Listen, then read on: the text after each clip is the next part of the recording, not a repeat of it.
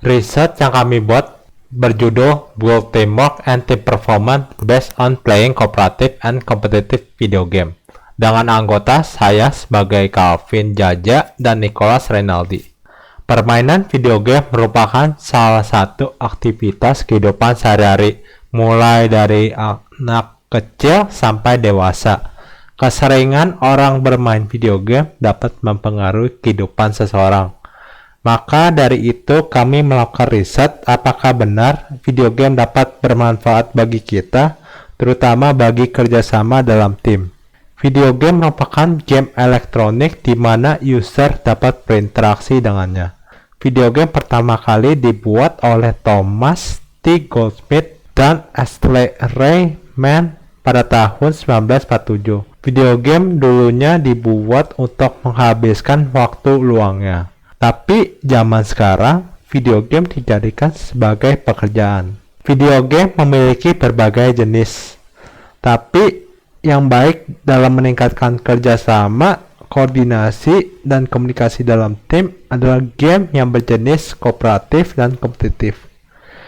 Game kooperatif di mana setiap pemain berpartisipasi dan bekerja sama mencapai satu tujuan. Sedangkan game kompetitif, setiap pemain berpartisipasi dan berusaha mencapai tujuan dari pemain lain. Video game dapat mempengaruhi emosi dan pengalaman seseorang yang berbeda-beda. Banyak para ahli mengatakan video game memiliki efek positif dan efek negatif. Tapi kebanyakan video game itu efeknya positif, mulai dari meningkatkan kemampuan kognitif dan koordinasi mata.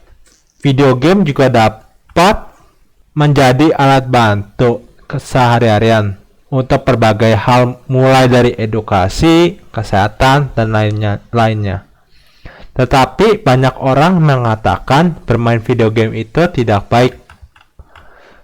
Untuk membuktikannya bahwa video game dapat bermanfaat, kami melakukan eksperimen yang dipartisipasi oleh 60 orang. Ada 3 eksperimen yang kita lakukan. Eksperimen kooperatif, eksperimen kompetitif, dan eksperimen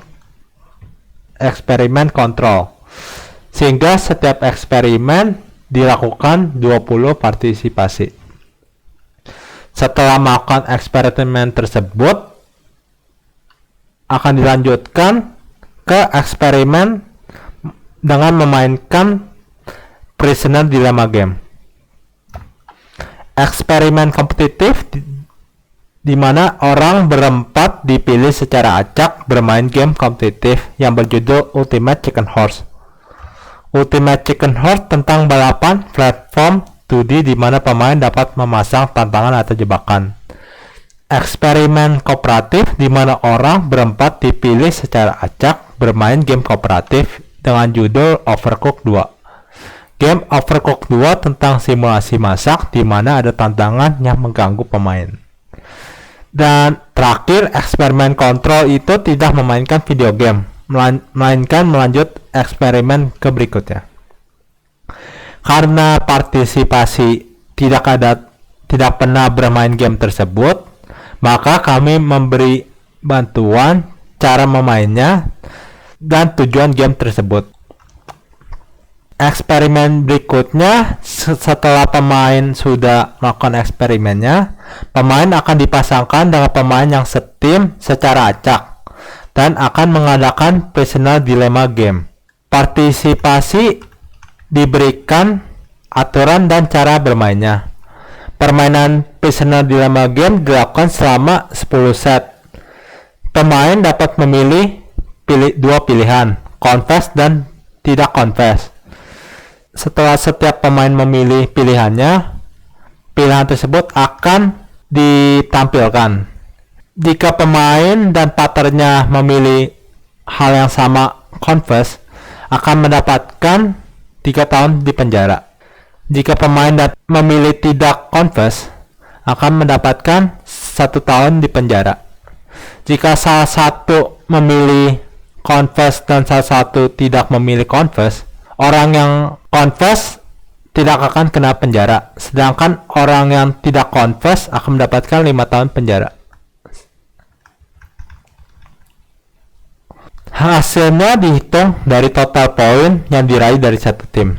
Semakin kecil angkanya, semakin tinggi efisien kerjasama dalam tim.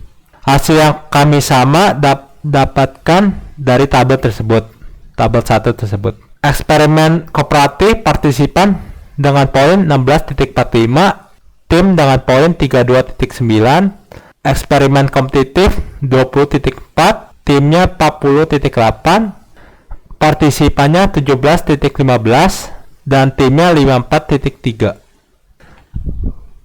Dalam eksperimen ini kita juga menemukan cara bermain Prisoner Dilemma orang berbeda-beda. Ada 4 cara orang bermain dalam riset tersebut.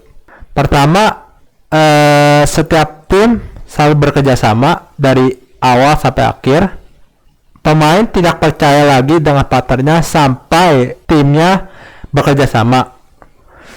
Yang ketiga, pemain tidak bakal percaya lagi setelah timnya mengkhianati dia. Dan terakhir, pemain selalu mengkhianati timnya dari awal sampai akhir. Pembuktian bahwa game dapat meningkatkan kerjasama dimulai dari partisipasi lebih sosial dengan partnernya. Sedangkan orang yang tidak bermain game jarang ada tindakan sosial, lebih mementingkan dirinya sendiri. Kalau disimpulkan dari riset kami bahwa video game lebih efektif daripada tidak bermain video game.